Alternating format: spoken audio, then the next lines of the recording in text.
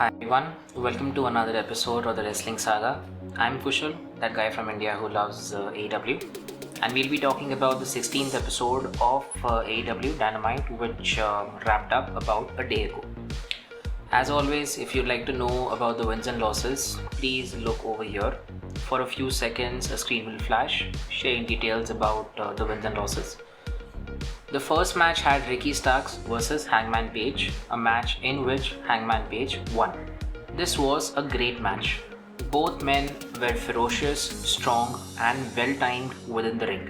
While I wondered about the match's progression, given Hook's presence on the ringside with Ricky Starks, and how a loss would impact Ricky's track record so far, because he is also on a winning streak, his submission-related loss at the hands of Hangman was chalked up to an injured ankle, in the words of Tazz, who is also a part of the announcement team for Dynamite.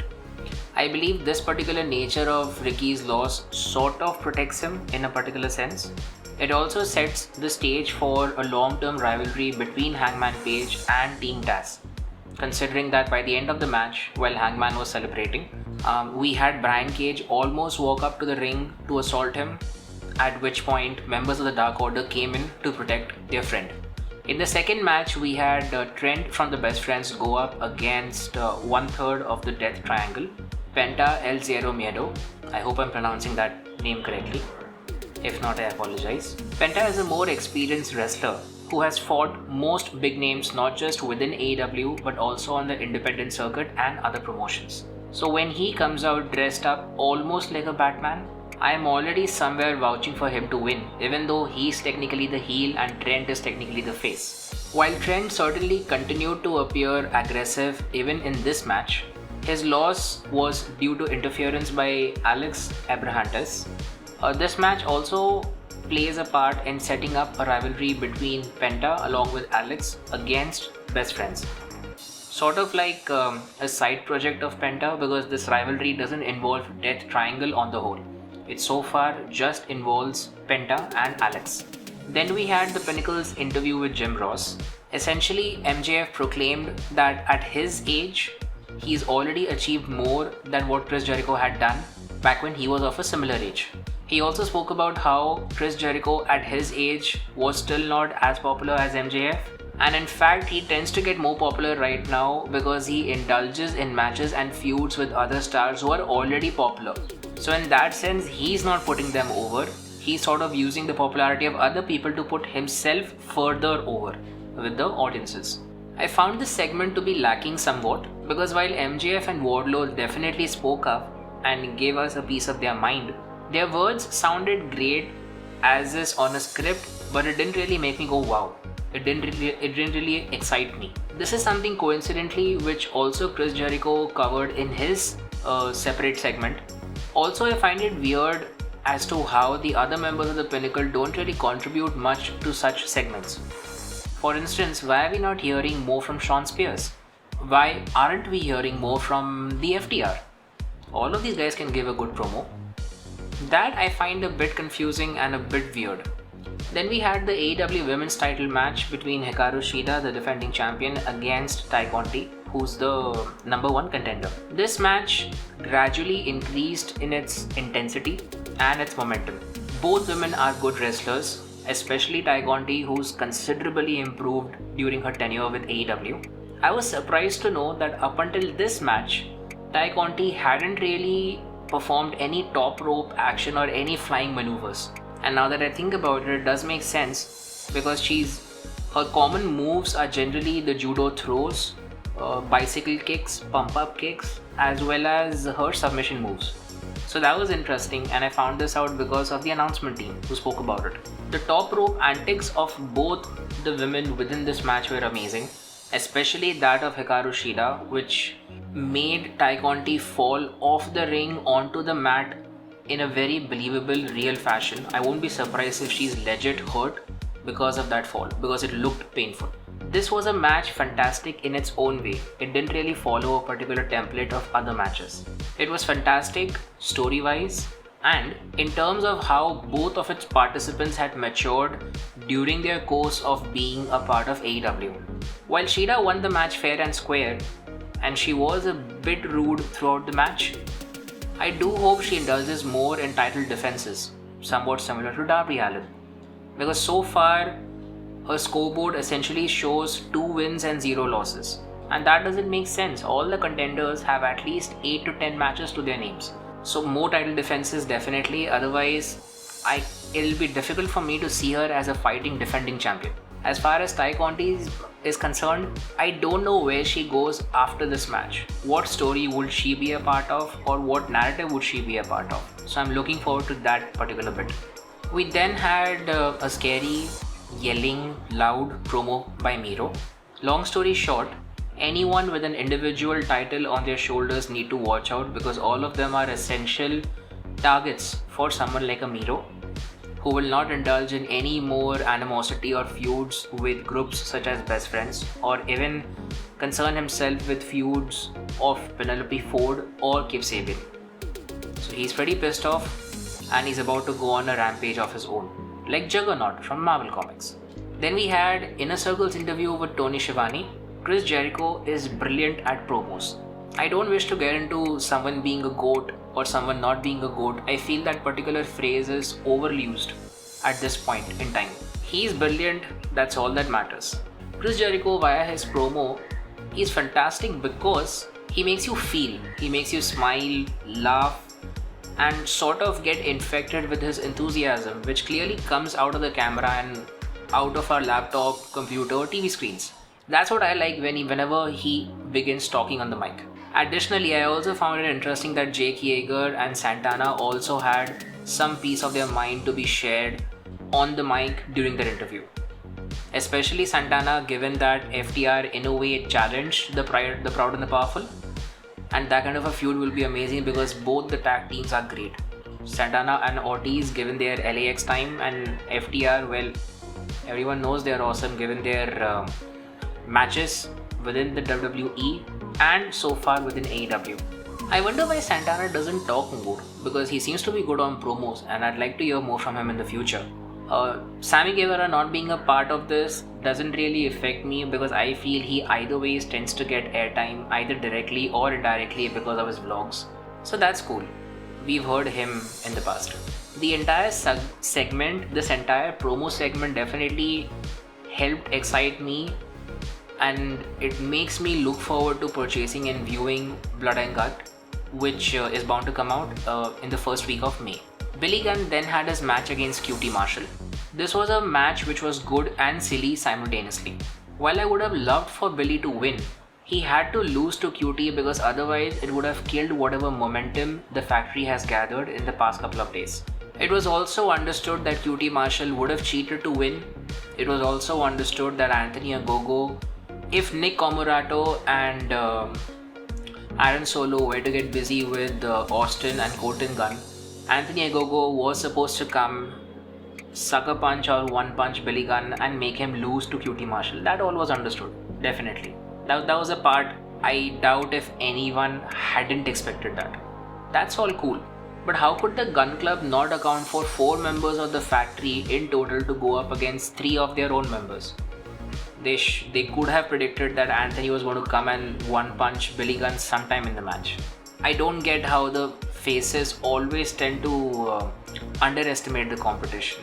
It's funny, but everyone does that. And what's up with the IQ of faces, man? It's just weird. That was a silly thing. However, the saving grace was, as I had somewhat predicted in the past, Dustin Rhodes came out to defend Billy Gunn from getting further thrashed by members of the factory. It also helps set up the stage against QT Marshall and the factory against the OG Natural Nightmares with help from the Gun Club, because the OG Natural Nightmares will also get outnumbered if they go up against total 4 members of the factory that we know of so far. It's possible QT may have some more cards up his sleeve that he hasn't exposed so far. It'll also be a super shocker if Fuego del Sol becomes that one traitorous member who comes out to help Dustin but eventually betrays him and gets to be a part of the factory. That'll make me go like surprised Pikachu face. So yeah, those are my thoughts on the Billy Gunn QT Marshall match. Then we had Eddie Kingston and Jon Moxley's return. The Elite were essentially chilling in their super luxurious vanity van, showing off their spoils and bragging about how they've been responsible for upping the revenue and the reputation and the attention for other promotions in the past, essentially turning up their annoying attitude to 11 instead of a 10. That's when someone outside the vanity van starts honking like there's no tomorrow. That's when we see that it's Eddie Kingston and Jon Moxley, the Hardcore Bros. That's the name I'm giving them. I'll stick with it for now. They're in their huge pickup truck honking, and eventually they ram the vanity van and then they start trashing it. Particularly Jon Moxley, who gets a bit too enthusiastic while throwing objects to break the windows of the said vanity van, while not thinking and waiting to see whether the object that he's chucking at the vanity van to break it, does it somewhere have Eddie Kingston within its path of trajectory or trajectory path. So that was funny. So yeah, the Hardcore Bros are back and they're hungry for vengeance until they get outnumbered and screwed by members of the Elite, which has happened multiple times so far. So I do hope they have a backup, and the best backup, like many people have spoken on the internet already, would be the OG Bullet Club, Tama Tonga, Switchblade and the other folks. Those guys would love, absolutely love, to wreck whatever the Elite have at their end. That'll be an amazing, fantastic match. If there was a live audience, everybody would have lost their cool simultaneously. The next match, again, which was something I was looking forward to, was Powerhouse Hobbs going up against Christian Cage. I look at the situation from two lenses.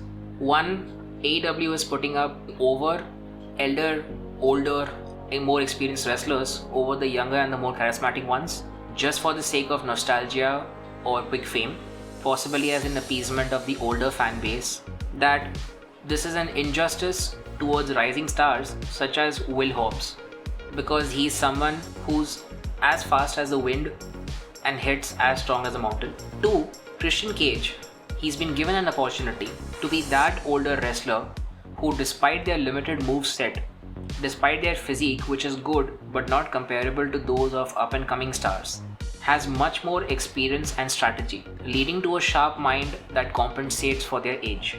I feel the reality is somewhere between these two factors which I just spoke about. Just because someone is older in terms of the wrestling industry, it doesn't mean that they can't put up a great match. Besides Christian Cage, the two other names that come to mind are Chris Jericho and Frankie Kazarian.